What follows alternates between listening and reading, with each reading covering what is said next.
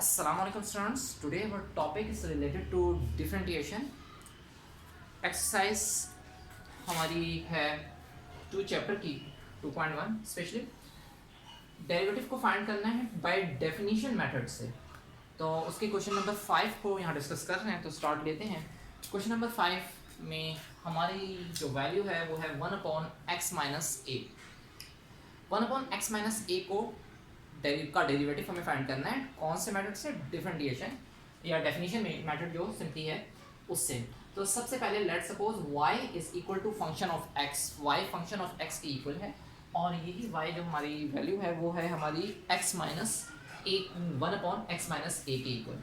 तो simply definition method में एक फार्मूला यूज़ होता है, वो फार्मूला सिंपली जो है वो dy/dx is equal to limit del x tends to 0 function of x plus del x minus function of x और अपॉन में डेल x है, ठीक है। तो ये इंक्रीमेंट है डेल x, यानी कोई भी x के अंदर x जो वेरिएबल है उसके अंदर कुछ इंक्रीमेंट के तौर पर इसे यूज़ किया जा रहा होता है।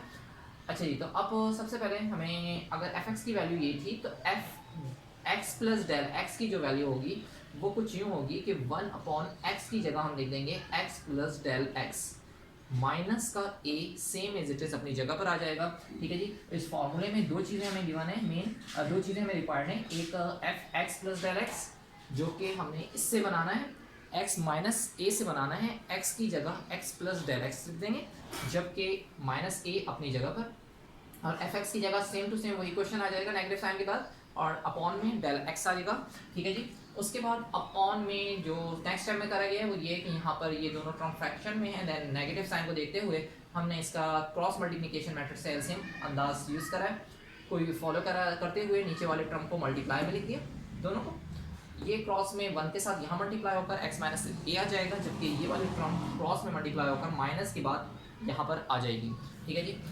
अब ये जो डेल एक्स डिनोमिनेटर में मौजूद था उसे सेपरेट करके यहाँ पर मेंशन कर दिया, ये तमाम तर वैल्यू से डिवाइड हो रहा है। नेक्स्ट टाइम में ये होगा कि लिमिट तो सेम एज इट इज, इस तरह से डेल एक्स टेंड्स टू 0 ये चलती रहेगी।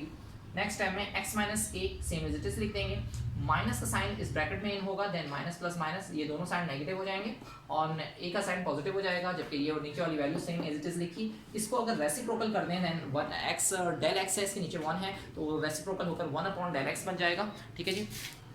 तो उसके बाद अगर हम देख लें कि ये डेल एक्स तो यहाँ पर नीचे वाली टर्म में कोई चेंजेस नहीं करी, same as it is copy कर दी। ऊपर x माइनस एक्स यानी प्लस एक्स और माइनस एक्स ये कैंसिल हो जाएंगे, जबकि माइनस ए और प्लस ए ये भी कैंसिल हो रहा है। सिर्फ और सिर्फ रिमेनिंग जो वैल्यू बच रही है वो माइनस डेल एक्स बच रहा है, तो माइनस डेल एक्स को सेम ऐसे ही कॉपी कर दिया गया।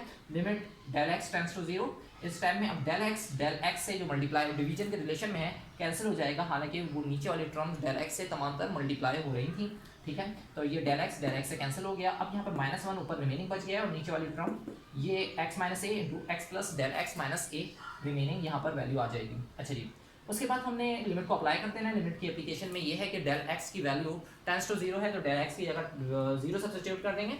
डेल एक्स जहाँ पर था सिर्फ एक ही जगह रिमेन रह गया है डेल एक्स, तो अगर यहाँ 0 आ जाता है then -1/x minus a same as it is, x के बाद माइनस ए आएगा, ये टर्म 0 हो जाएगा, इसलिए x माइनस ए आ गया। अब लिमिट की एप्लीकेशन के बाद -1 और उसके बाद नीचे वाली वैल्यू सेम है तो उस पर सिंपली स्क्वायर लगा देंगे। आई होप कि आपको स्टेप्स क्लियर होंगे।